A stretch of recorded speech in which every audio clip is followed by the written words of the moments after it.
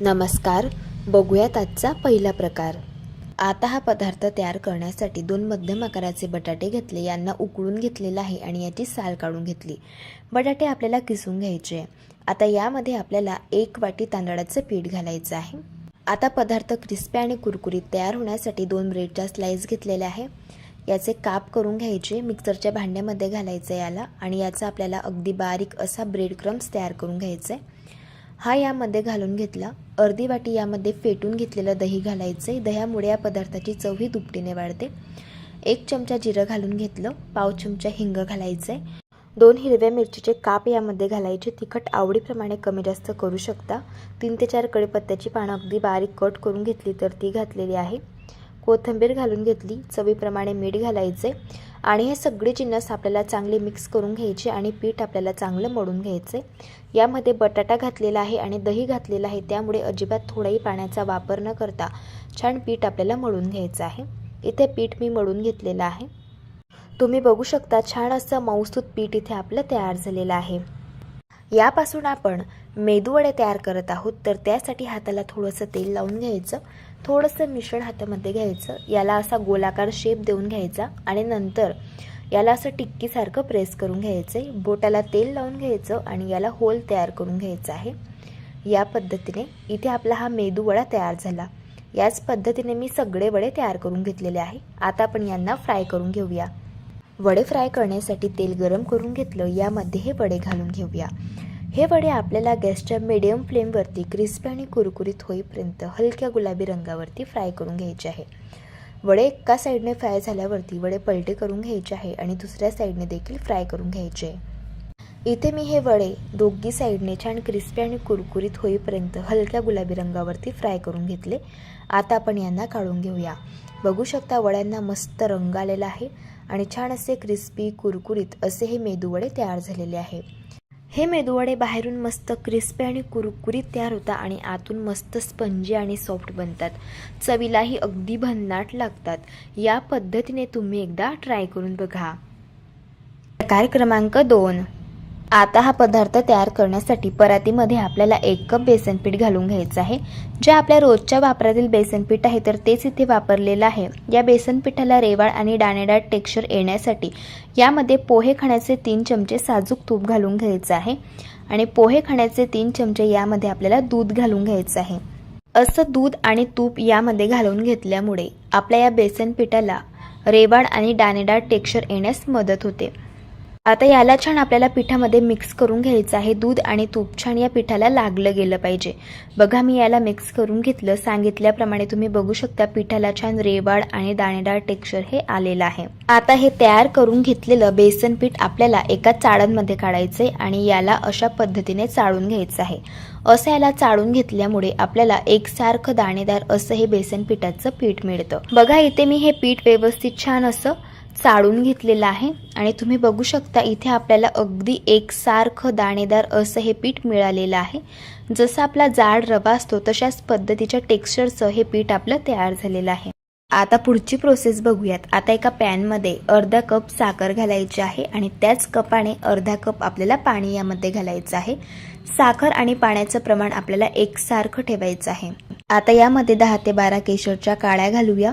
जर तुमच्याकडे केशर नसेल तर तुम्ही ते येलो फूड कलर सुद्धा वापरू शकता. आता हा पॅन गॅसवरती ठेवायचा आहे आणि आपल्याला फक्त साखर ही पाण्यामध्ये विरघळून घ्यायचं आहे. अजिबात साखरेचा पाक हा तयार करायचा नाहीये. बघा साखर छान या पाण्यामध्ये विरघळलेली आहे आणि यामध्ये केशरच्या काड्या घातल्यामुळे याला रंग खूप छान आलेला आहे. आता गॅस बंद करायचा आहे आणि पुढची प्रोसेस बघूया. आता कढईमध्ये आपल्याला अर्धा कप साजूक तूप घालायचं आहे. तूप गरम करून घ्यायचं आहे. आता तूप छान गरम झालं. यामध्ये पोहे खाण्याचे 3 चमचे आपल्याला जाड रवा घालायचा आहे. आता हा रवा आपल्याला गॅसच्या अगदी मंद आचेवरती 3 ते 4 मिनिटं हलकासा सुगंध येईपर्यंत भाजून घ्यायचा आहे. बघा इथे मी रवा सुगंध येईपर्यंत भाजून घेतला. आता यामध्ये आपल्याला हे तयार करून घेतलेलं दाणेदार बेसन पीठ घालून घ्यायचं आहे. आता आपल्याला हे बेसन पीठ छान भाजून घ्यायचं आहे. गॅसची फ्लेम अगदी मंदच ठेवायची आहे. जसं जसं हे बेसन पीठ भाजलं जातं तसं तसं यातून तूप सुटायला सुरुवात होते आणि हे जे मिश्रण आहे तर ते सुद्धा फेसाळलेलं दिसायला लागतं. सांगितल्याप्रमाणे तुम्ही बघू शकता या मिश्रणाला छान तूप सुटलेलं आहे आणि हे जे मिश्रण आहे तर ते सुद्धा फेसाळलेलं तयार झालेलं आहे. आता पुन्हा याला आपल्याला 1 ते 2 मिनिटं भाजून घ्यायचं आहे, हलकासा रंग चेंज होईपर्यंत. बघा मी याला हलकासा रंग चेंज होईपर्यंत भाजून घेतलेला आहे. हलकासा गुलाबी रंग असा या बेसन पिठाला आलेला आहे. एवढंच आपल्याला याला भाजून घ्यायचं आहे.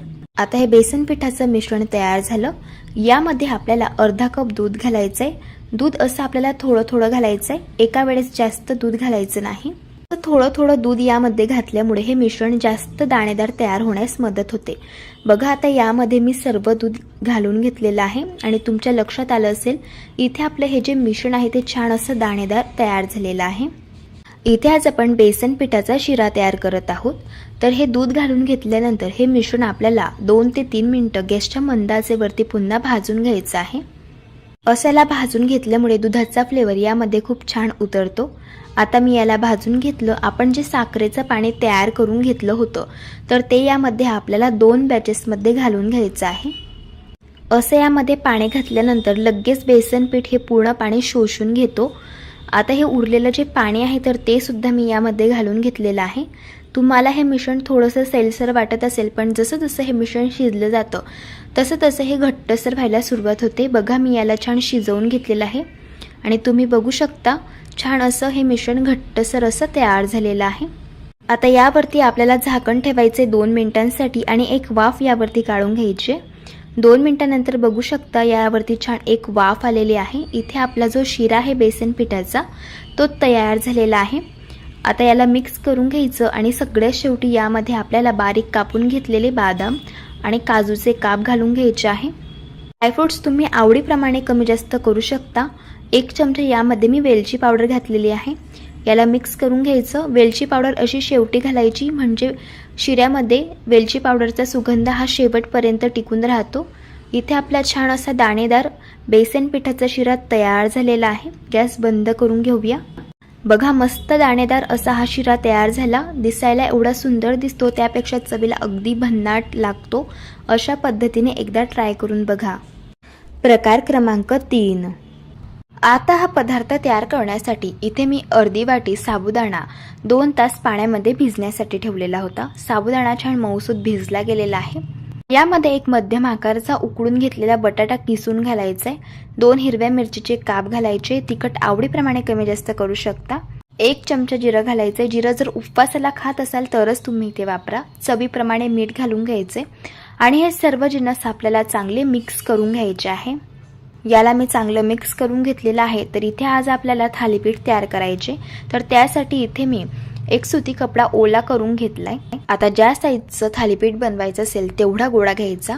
हाताला थोडंसं पाणी लावून घ्यायचं आणि हे थालीपीठ आपल्याला असं थापून घ्यायचंय. थालीपीठ इथे मी थापून घेतलेलं आहे. आता आपण याला भाजून घेऊया. त्यासाठी तवा गरम करून घेतलाय. यावरती थोडंसं तेल घालायचंय आणि तेल चांगलं आपल्याला तव्यावरती पसरवून घ्यायचंय. आता थालीपीठ तव्यावरती घालताना असं कापडासहित आपल्याला हे थालीपीठ तव्यावरती घालून घ्यायचं आहे. आता हे थालीपीठ आपल्याला दोघी बाजूंनी क्रिस्पी आणि कुरकुरीत होईपर्यंत भाजून घ्यायचे. थालीपीठ एका साईडने भाजून झाल्यावरती याला पलटी करून घ्यायचे आणि दुसऱ्या बाजूने देखील याला क्रिस्पी आणि कुरकुरीत होईपर्यंत आपल्याला भाजून घ्यायचं आहे. इथे मी हे थालीपीठ दोघी बाजूंनी चांगलं क्रिस्पी कुरकुरीत होईपर्यंत भाजून घेतलंय. तयार झालं इथे आपलं हे क्रिस्पी आणि कुरकुरीत असं हे थालीपीठ. हे थालीपीठ तुम्ही गोड दह्याबरोबर शेंगदाण्याच्या चटणीसोबत खाऊ शकता. चवीला अगदी छान लागतं. या पद्धतीने नक्कीच एकदा ट्राय करून बघा. प्रकार क्रमांक 4. आता हा पदार्थ बनवण्यासाठी सगळ्यात आधी आपल्याला एक वाटण तयार करायचे. तर त्यासाठी मिक्सरच्या भांड्यामध्ये 1 चमचा जिरं घालून घ्यायचे. इथे मी 4 हिरव्या मिरच्या, 4 ते 5 लसणच्या पाकळ्या आणि 1 इंच आलं घेतलंय. याला मिक्सरच्या भांड्यामध्ये घालायचे आणि अजिबात पाण्याचा वापर न करता थोडंसं जाडसर असं याचं आपल्याला वाटण हे तयार करून घ्यायचे. इथे आपलं हे वाटण तयार झालं. आता एका मोठ्या परातीमध्ये 1 वाटी बाजरीचं पीठ घालून घ्यायचे. आता त्याच वाटीने अर्धी वाटी यामध्ये गव्हाचं पीठ घालून घ्यायचं आहे. आता पोहे खायचे 2 चमचे यामध्ये आपल्याला बेसन पीठ घालून घ्यायचं आहे आणि हे तयार करून घेतलेलं वाटण यामध्ये आपल्याला घालायचं आहे. आता पाव चमचा हळदी पावडर घालायचे, पाव चमचा गरम मसाला घालायचे, पाव चमचा हिंग घालून घेऊया आणि 1 चमचा धणे पावडर घालायचे आहे. इथे मी 3 मोठ्या आकाराची अळूची पानं घेतलेली होती. पानं चांगली धुवून घेतली आणि नंतर अशा पद्धतीने अगदी बारीक असं मी याला कापून घेतलेलं आहे. आता ही पानं आपल्याला यामध्ये घालून घ्यायची आहे आणि बारीक कापून घेतलेली थोडीशी यात कोथिंबीर घालून घ्यायची आहे आणि पोहे खाण्याचे 2 चमचे यामध्ये आपल्याला तीळ घालायचे आहे. तिळाचा फ्लेवर यामध्ये खूप छान लागतो. आता चवीप्रमाणे मीठ यामध्ये घालून घ्यायचे आणि हे सर्व जिन्नस सुरुवातीला हाताने आपल्याला चांगले मिक्स करून घ्यायचे आहे. याला मी मिक्स करून घेतलेला आहे. आता हा पदार्थ चटपटीत तयार होण्यासाठी इथे मी 1 इंच चिंचेचं तुकडं आणि लिंबाच्या साईज एवढा गूळ पाण्यामध्ये भिजत घातलेला होता. चिंच आणि गूळ पाण्यामध्ये छान भिजल्यानंतर पाणी मी चांगलं गाळून घेतलं आणि हे पाणी असं आपल्याला या पिठामध्ये घालून घ्यायचं. याला सुरुवातीला मिक्स करून घ्यायचं. यावरनं अंदाजा येईल यामध्ये आपल्याला किती पाणी घालायचे. याला मिक्स करून घेतलं. आता थोडं थोडं पाणी घालायचं आणि याचा आपल्याला मऊसूत असा गोळा हा मळून घ्यायचा आहे. इथे आपल्याला अळूच्या पानांचं थालीपीठ तयार करायचं आहे. तर त्यासाठी पीठ हे थोडंसं सैल मळायचं आहे, म्हणजे आपल्याला थालीपीठ व्यवस्थित थापता येईल. पीठ इथे मी मळून घेतलंय. आता थालीपीठ तयार करण्यासाठी थोडासा गोळा हातामध्ये घ्यायचा. ज्या साईजचा तुम्हाला थालीपीठ बनवायचं असेल तेवढं पीठ हातामध्ये घ्यायचं आणि याचा आपल्याला अशा पद्धतीने उंडा हा तयार करून घ्यायचा आहे. आता लगेच आपण थालीपीठ हे थापून घेऊयात. तर त्यासाठी इथे मी एक सुती कापड ओला करून घेतलंय. यावरती हा तयार केलेला उंडा ठेवायचा आहे. हाताला पाणी लावून घ्यायचं आहे आणि हे थालीपीठ आपल्याला थापून घ्यायचं आहे. आता इथे मी थालीपीठ थापून घेतलेलं आहे. आता याला आपल्याला अशा पद्धतीने होल्स हे करून घ्यायचे आहे. आता लगेच आपण हे थालीपीठ भाजून घेऊयात. थालीपीठ भाजण्यासाठी इथे मी तवा गरम करून घेतलाय. याला तेल लावून ग्रीस करून घ्यायचे. आता हे थालीपीठ तव्यावरती घालताना अशा पद्धतीने कापडासहित तव्यावरती घालायचं आणि अगदी हलक्या हाताने हा कापड यावरनं काढून घ्यायचा आहे. आता या थालीपीठाच्या कडेने आपल्याला थोडंसं तेल सोडून घ्यायचं आहे आणि हे थालीपीठ एका साईडने क्रिस्पी कुरकुरीत होईपर्यंत आपण भाजून घेऊया. इथे मी हे थालीपीठ भाजून घेतलेलं आहे एका साईडने. आता याला पलटी करून घेऊया आणि दुसऱ्या साईडने देखील याला भाजून घ्यायचे. कडेने असं तेल घालायचं आहे, म्हणजे आपलं जे थालीपीठ आहे ते मस्त असं क्रिस्पी आणि कुरकुरीत असं भाजलं जाईल.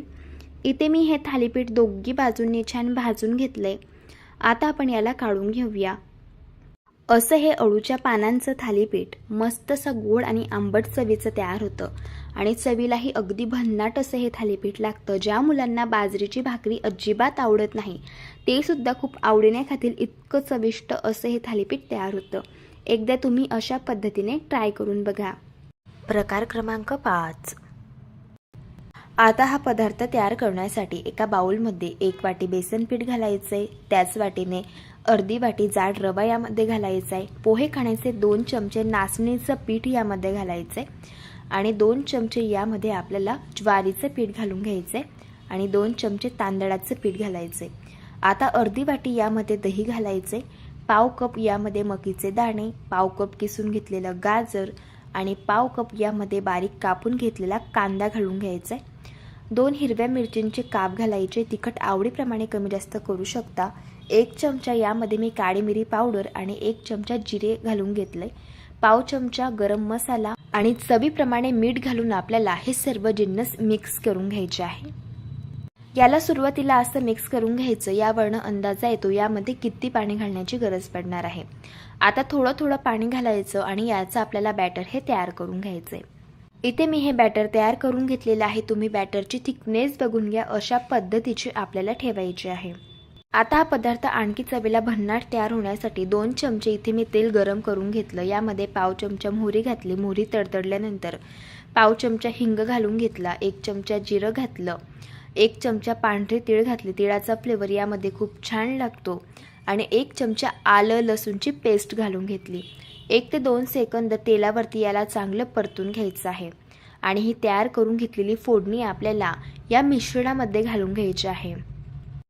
आता यामध्ये आपल्याला बारीक कापून घेतलेली कोथिंबीर घालून घ्यायची आणि याला मिक्स करून घ्यायचे. मुलं सहसा भाज्या खायला कंटाळा करतात, त्यावेळेस आपण भरपूर भाज्या घालून असा हा पदार्थ तयार करून घेऊ शकतो. किंवा शाळेला उशीर झालेला असेल त्यावेळेस तुम्ही हा पदार्थ बनवून घेऊ शकता. अगदी झटपट तयार होतो. आता मी याला मिक्स करून घेतलंय.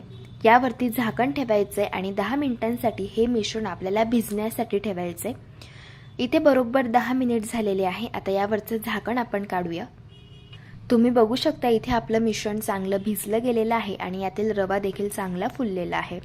आता यापासून आपण आप्पे तयार करणार आहोत. तर इथे मी 1 चमचे यात लेमन फ्लेवरचा इनो घालून घेते.